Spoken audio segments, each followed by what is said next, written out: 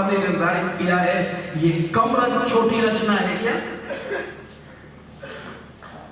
उसकी रचना को देख करके उस रचनाकार का ज्ञान होता है। तो शेष कार्यक्रम अभी तो 3 दिन शुरू हुआ है, आज से 3 दिन आपके बीच में रहेंगे, यथाशक्ति यथामति सेवा करेंगे। आगामी कार्यक्रम आदरणीय मंत्री जी बताएंगे, जैसा होगा प्रवचन सुनेंगे। ओम शांति।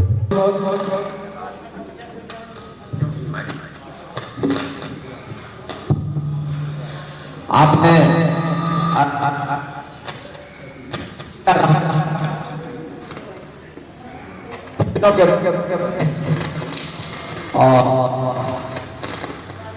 जी के शब्दों में उन्होंने सुना। ये एक नमूना है। कार्यक्रम प्रारंभ हुआ है। कार्यक्रम में विशेष रूप से संध्याकालीन सत्र में जो 6:30 से लेकर 10:30 बजे तक होगा, आप सबको यह किया जाता है तो उस कार्यक्रम में आप सभी अवश्य आएंगे। और अभी आपने सुना कि किस तरह से हम परमात्मा का अनुभव कर सकते हैं।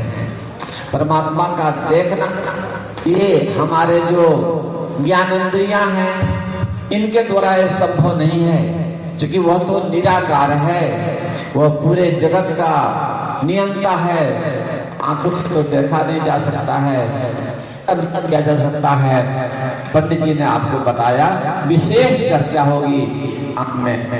अभी हमारे बीच से मुजफ्फरनगर से चलकर आचार्य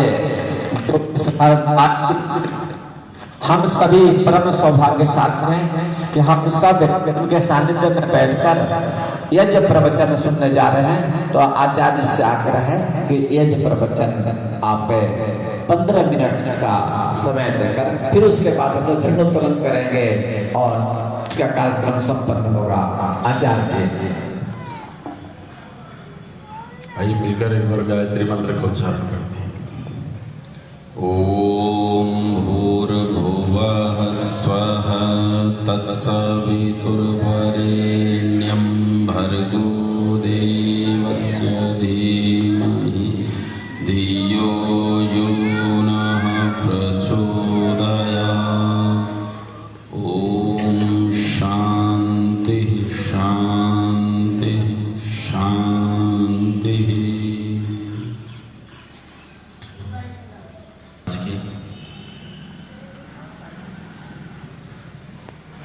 आर्य समाज के पुरोहित जी और दूसरे सम्मानित विद्वान, इस कार्यक्रम में उपस्थित हुए आर्य भद्र पुरुषों और माताओं, गायत्री मंत्र वेद में 2 तरह से आता है।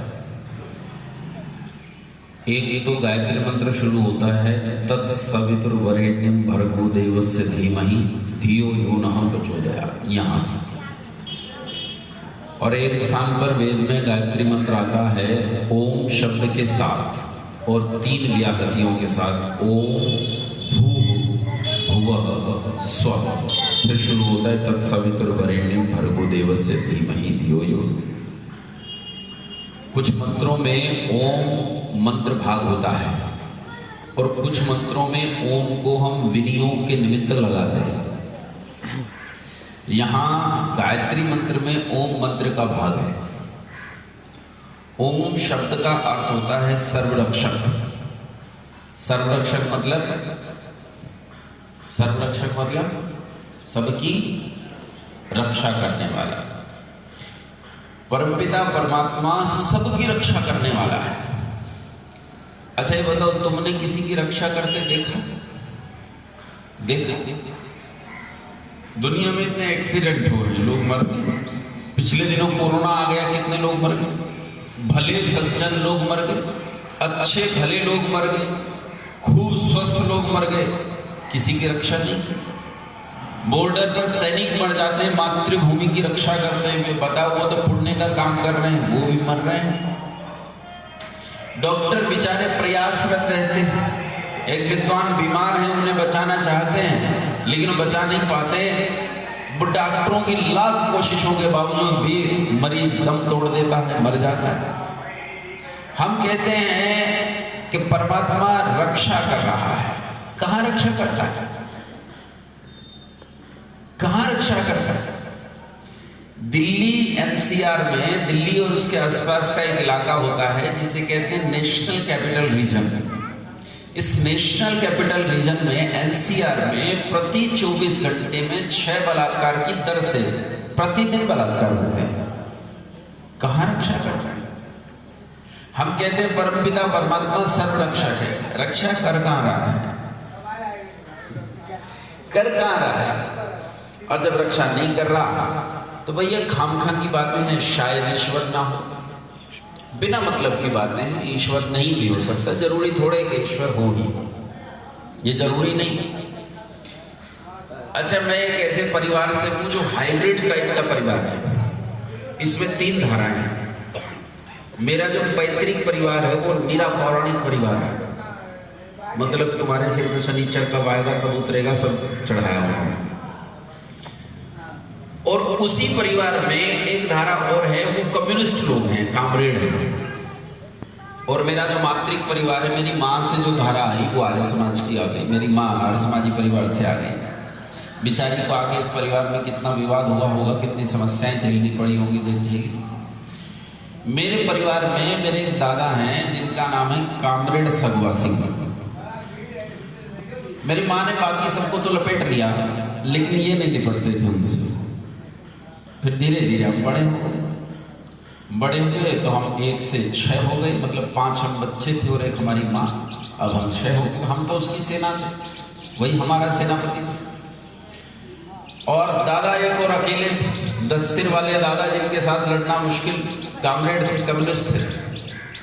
एक दिन मैं दादा से आकर बोला कि दादा आज कमाल हो। बोले क्या हुआ?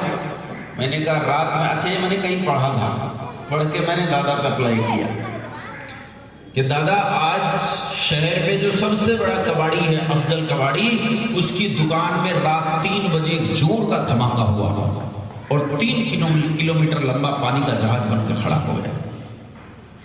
दादा बोले तू पागल है, ऐसे पानी का जहाज बना करता है? मैंने कहा दादा बन गया, धमाका हुआ और पानी का जहाज बन गया। अरे कैसे बन गया पानी का जहाज? पागलों जैसी बातें कर रहा है। मैंने कहा दादा वहां लोहा था, चादरें थी, नट थे, बोल्ट थे, इंजन पड़े थे, सारी चीजें तो उसकी दुकान में पड़ी थी जिनसे पानी का जहाज बन सकता है। बस रात में एक जोर का धमाका हुआ और पानी का जहाज बन गया। मेरे दादा ने मेरी माँ को आवाज लगाई, अरे सुनती है, तेरा लड़का कहीं से भांग पी के आया है, पागलों जैसी बातें कर रहा है, मूर्खों जैसी बातें कर रहा है। माँ बोली क्या कह रहा है? बोले कह रहा है रात जोर का धमाका होने से अफजल कबाड़ी की दुकान में 3 किलोमीटर लंबा जहाज बन गया।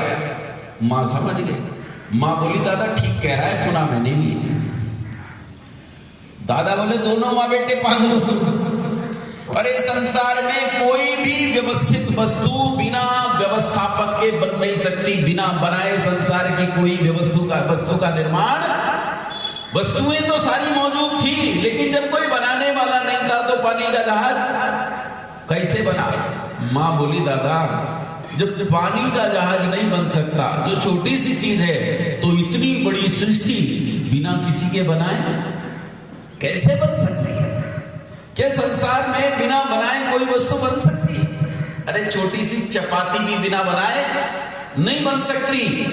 रचनाकार का पता उसकी रचना को देखकर चलता है। ये माइक है, ये किसी ना किसी ने, बोलो माओ, किसी ना किसी ने, ऐसा तो नहीं कि जोर का धमाका हुआ माइक बन गए। बोलो होता है क्या? फिजिक्स में थ्योरी आती है, क्वांटम फिजिक्स के नाम से जानते हैं। क्वांटम फिजिक्स में थ्योरी है बिग बैंग थ्योरी, विश्व से ब्लैक होल थ्योरी। और उस black hole theory, big bang theory में वैज्ञानिक लोग कहते हैं कि पहले कुछ नहीं था, सिंगुलरिटी, उसमें जोर का धमाका हुआ और दुनिया बन गई।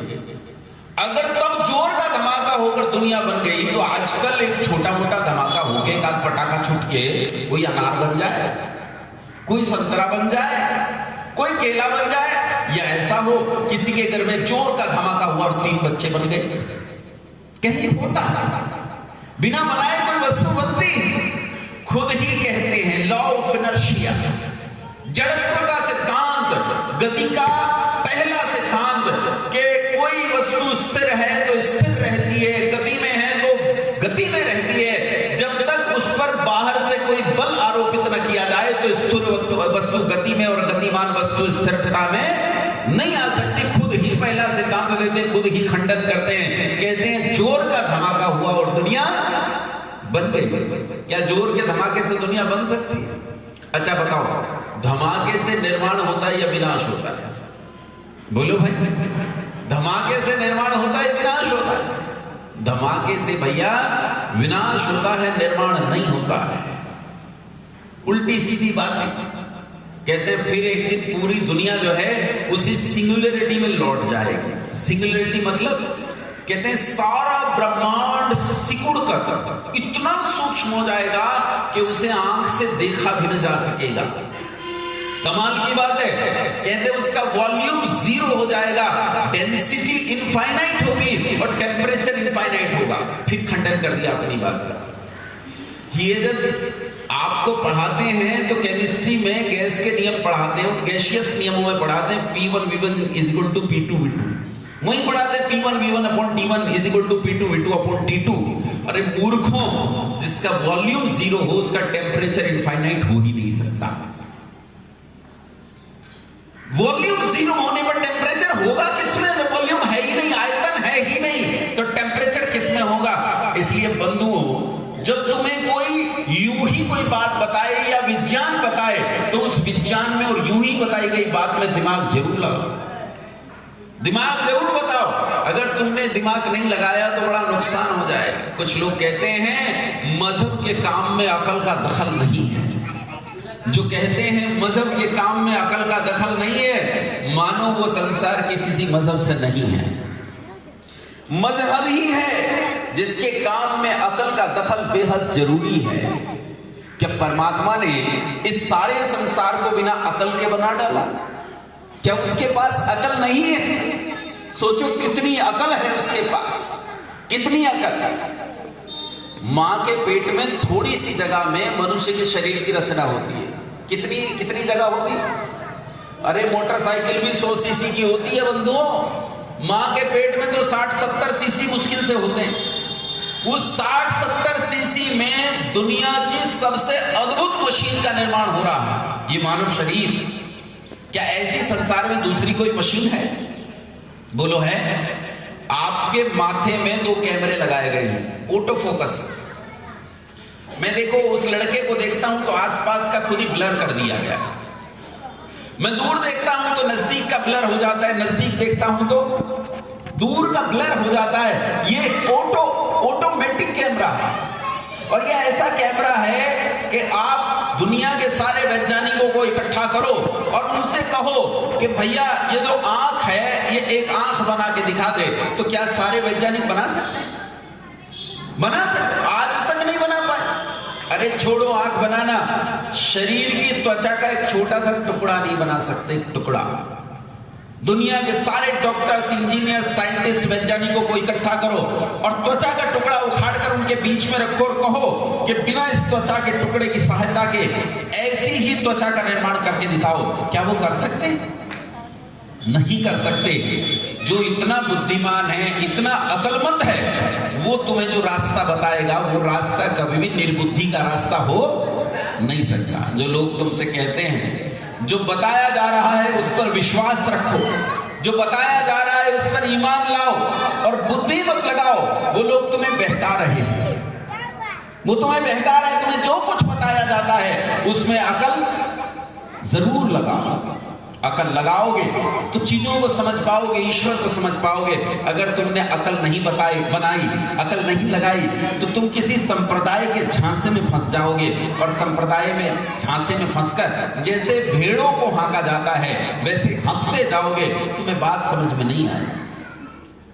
ईश्वर संसार में सबसे बुद्धिमान है, उसके जैसा बुद्धिमान एक भी नहीं है। मुझे किसने बनाया? ये शरीर किसने बनाया? बोलो किसने बनाया? कोई कह सकता है तुम्हारी मां के पेट में तुम बने हो, तुम्हारी मां ने बनाया। तो मां से पूछ लो, यहां इतनी सारी माएं बैठी हैं, इनमें से कई ने कई मशीन बना रखी होंगी। ऐसी है कि नहीं है ना? 5-5, 6-6 बच्चे तो होंगे तुम्हारे।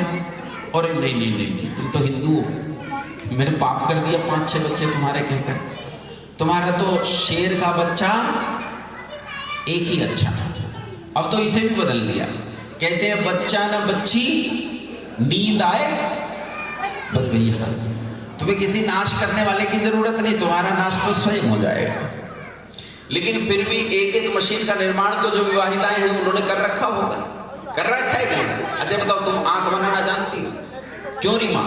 एक आंख बना सकती, एक कान का पर्दा बना सकती, बोलो एक नाक बना सकती? कोई नहीं बना सकता भाई। मेरी जो छोटी बेटी है, जब वो पैदा हुई तो वो विकलांग थी। She was handicapped, cleft lip, cleft palate up to larynx. She cannot speak even now at the age of 17 years. 17 साल की हो गई है, अभी बोल नहीं सकती है ढंग से। मतलब बोलती है, हम समझते हैं, आप नहीं समझोगे। She cannot phonate the words properly.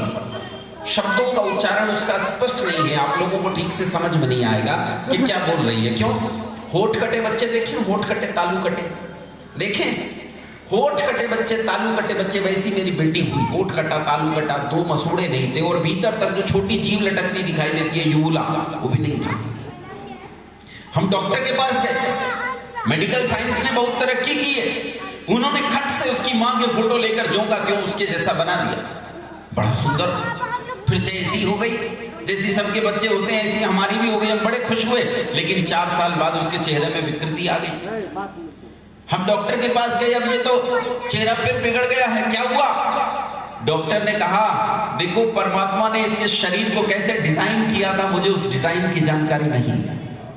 मैंने तो बांध बूंद कर उसकी मां के जैसा बनाने की कोशिश की थी, लेकिन बाद में जब इसकी कोशिकाओं ने विस्तार लेना शुरू किया, इसके टिश्यूज ने फैलना शुरू किया, तो वो अपनी ही तरीके के डिजाइन में फैल रहे थे और मैंने अलग तरीके से बांधा था, इसलिए चेहरे में विकृति पैदा हो गई। मैंने कहा कि तुम एक बार ही ढंग का बांध दो। उन्होंने कहा भैया जैसा बनकर आया है, जैसा परमात्मा ने बनाया है, ऐसा संसार का कोई डॉक्टर बना नहीं सकता। संसार के सारे डॉक्टर मिलकर भी ऐसा नहीं बना सकते, नहीं बना सकते, ऐसा बनना संभव ही नहीं। परमात्मा संसार में सबसे ज्यादा बुद्धिमान है, परमात्मा जैसा बुद्धिमान संसार में कोई है ही नहीं, समझ रहे हो? और परमात्मा इस सारे संसार की बड़ी बुद्धिमत्ता से रचना करता है, बहुत बुद्धिमत्ता से रचना करता है। मैंने किसी से पूछा कि परमात्मा ने दुनिया को कैसे बनाया, खुदा ने दुनिया को कैसे बनाया, गॉड ने दुनिया को कैसे बनाया, अल्लाह ने दुनिया को कैसे बनाया? तो वो कहते हैं पहले दिन ये बनाया, दूसरे दिन ये बनाया, तीसरे दिन ये बनाया। इस तरह उन्होंने 6 दिन में दुनिया को बनाया और चौथे दिन सूरज बनाया। मैंने कहा तेरा खुदा तो पागल है, इसमें थोड़ी भी बुद्धि नहीं। बोले क्यों, बुद्धि क्यों नहीं है? मैंने कहा ये बता, वो जो सामने अंधेरा कमरा है, मैं तुझे उसमें से कोई सामान लाने के लिए कहूं तो जाते ही क्या करेगा? बोला सबसे पहले लाइट जलाऊंगा। मैंने कहा तेरे खुदा को इतनी अकल नहीं थी कि जब दुनिया बनाने चला तो सबसे पहले सूरज बनाता, सूरज बनाता तो कम से कम रोशनी में बैठकर काम करता, अंधेरे में काम किया।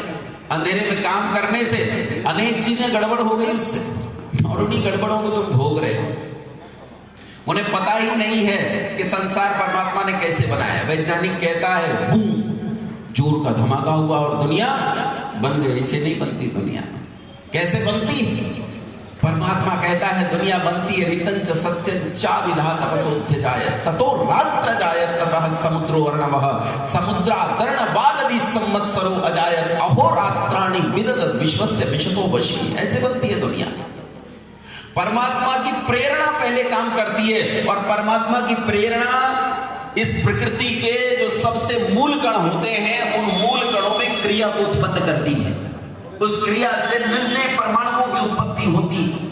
वो नन्हे परमाणु स्थूल परमाणुओं की उत्पत्ति करते हैं। उन स्थूल परमाणुओं से और बड़े पदार्थों की रचना होती है, और पदार्थांतर से नए नए पदार्थों की रचना होती है। और इस तरह एक लंबे काल के बाद, 3 चतुर्युगियों के बाद इस सृष्टि का निर्माण होता है। परमात्मा संसार का निर्माण बहुत बुद्धिपूर्वक करता है, बहुत बुद्धिपूर्वक। जब हम कहते हैं ओम परमात्मा सर्वरक्षक है, तो वो किसकी रक्षा करता है? वो इस रचना की रक्षा करता है। वो इस उत्पत्ति की रक्षा करता है। और इसे ही कहा भू। भू अर्थात प्राण का भी प्राण है परमात्मा। कैसा है परमात्मा? प्राण का भी। अच्छा, प्राण क्या होता है बोलो? प्राण क्या होता है बोलो? अरे स्वामी रामदेव जी ने इतनी मेहनत की, तुम्हें पता ही नहीं चला प्राण किसे कहते हैं? बोलो, प्राण किसे कहते हैं? सांस को प्राण कहते हैं? नहीं कहते सांस को प्राण, नहीं कहते सांस को प्राण। ये तो लोक में प्रचलित हो गया है कि सांस को प्राण कहते हैं। जब जीवात्मा शरीर को छोड़कर जाता है तो 17 तत्वों का उसका सूक्ष्म शरीर होता है, उन्हें लेकर जाता है। उसमें 5 प्राण होते हैं। तो ये शरीर तो है ही नहीं उसके पास, तब सांस कहां गई तुम्हारी? प्राण तब भी है, प्राण तब भी है। इसका मतलब प्राण इस सांस का नाम नहीं है, अपितु ये सांस जिस ताकत से खींचा जा रहा है उस सामर्थ्य का नाम क्या है? उसका नाम प्राण है। जिस सामर्थ्य से इससे खींचा जा रहा है उस सामर्थ्य का नाम प्राण है। और उस प्राण को भी जो उत्पन्न करे उसे कहते हैं प्राण का भी प्राण, अर्थात परमपिता परमात्मा। और उसके इस प्राण सामर्थ्य से इस सारे संसार की रचना होती है। इस रचना के प्रोसेस की रक्षा करता है ईश्वर, इसीलिए उसे कहते हैं सर्वरक्षक है। कैसा है? सर्वरक्षक। अच्छा, समय थोड़ा था, मैं आपको ओम और भू शब्द की भी व्याख्या ठीक से नहीं कर पाया। अभी तो पूरा गायत्री मंत्र बचा हुआ है, तो समय रहेगा, समझाते रहेंगे, आप लोग प्रयास करते रहेंगे, जानते रहेंगे। बहुत धैर्य से आपने सुना, बहुत धन्यवाद, प्रणाम।